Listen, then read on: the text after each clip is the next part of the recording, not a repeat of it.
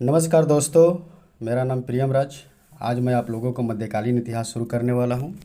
मध्यकालीन इतिहास शुरू करने के क्रम में सबसे पहले हम लोग इसके विषय वस्तु के बारे में जानकारी ले लेते हैं। तो आइए हम लोग देखते हैं कि इस प्रकार से मध्यकालीन इतिहास का हम लोग अध्ययन करेंगे एक एक क्रम के रूप में। तो सबसे पहले हम लोग देखेंगे, इसे देखिए हम कई चरणों में डिवाइड किए हैं। तो सबसे पहले हम लोग देखेंगे कि भारत पर अरबों का आक्रमण, किस प्रकार से भारत पर अरबों ने आक्रमण किया और इस्लाम धर्म का प्रवेश माना जाता है। उसके बाद अरबों के आक्रमण के बाद हम लोग देखेंगे महमूद गजनवी के बारे में भी हम लोग जानकारी लेंगे। उसके बाद महमूद गौरी आता है।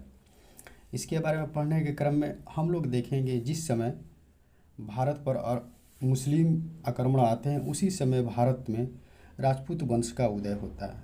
आप लोग जैसा भी जानते होंगे कि प्राचीन भारत में एक ऐसा शासक था जिसका नाम था हर्षवर्धन। हर्षवर्धन के मृत्यु के बाद कोई उतना मजबूत शासक तो उत्पन्न हुआ नहीं।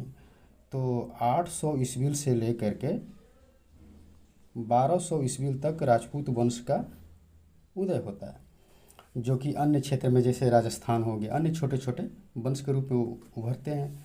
राजस्थान हो गया, मध्य प्रदेश हो गया, उत्तर प्रदेश, इसमें सब वंश का उदय होता है। छोटे छोटे थे, उसके बाद धीरे धीरे अपना विस्तार ये लोग करते हैं। जैसे में हम लोग पढ़ेंगे परमार वंश, चौहान वंश, प्रतिहार वंश, सोलंकी वंश, चंदेल, ये सब का हम लोग अध्ययन करेंगे। तो उसी समय उसके बाद हम लोग देखेंगे सल्तनत कालीन।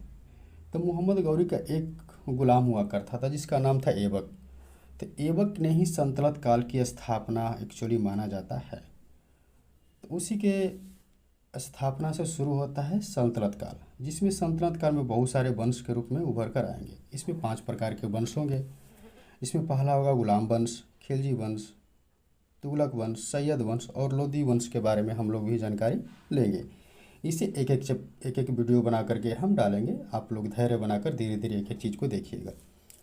और उसके बाद हम लोग देखेंगे कि जैसे ही लोदी वंश की समाप्ति, सल्तनत वंश की समाप्ति होती है, उसके बाद 2 दक्षिण भारत में राज्य उभर करके आते हैं।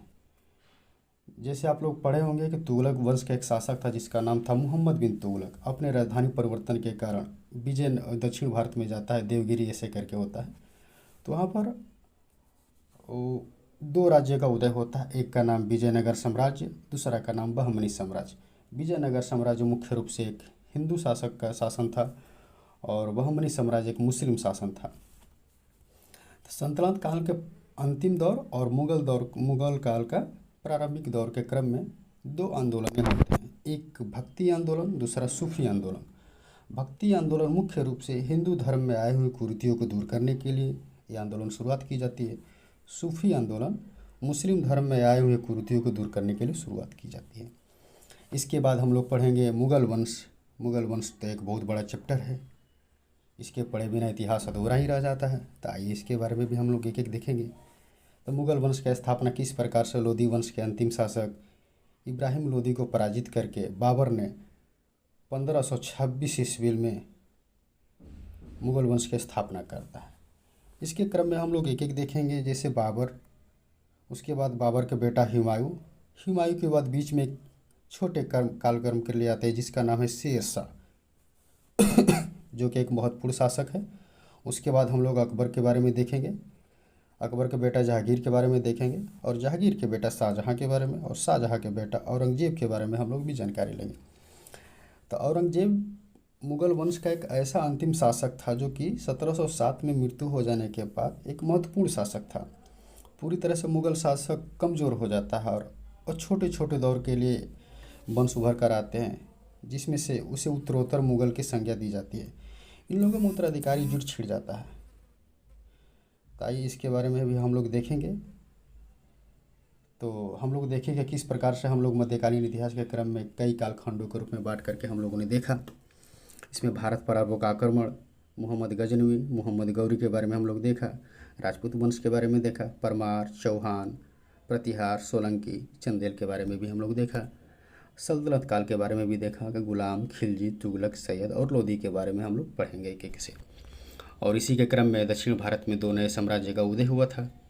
इसके विजयनगर साम्राज्य और भक्ति और सूफी आंदोलन के बारे में देखेंगे। और लास्ट हम लोग मुगल वंश के बारे में भी देखेंगे। उत्तरोत्तर मुगल काल के बाद में हम लोग देखेंगे यहीं से शुरू हो जाता है आधुनिक भारत का इतिहास। किस प्रकार से भारत में यूरोपीय कंपनी का आगमन प्रारंभ होता है, उसके बारे में हम लोग आधुनिक भारत के इतिहास के क्रम में उसके हम लोग जानकारी लेंगे। धन्यवाद। अगर आप लोगों को मेरा वीडियो अच्छा लगा तो लाइक, शेयर और सब्सक्राइब ज़रूर करें। धन्यवाद।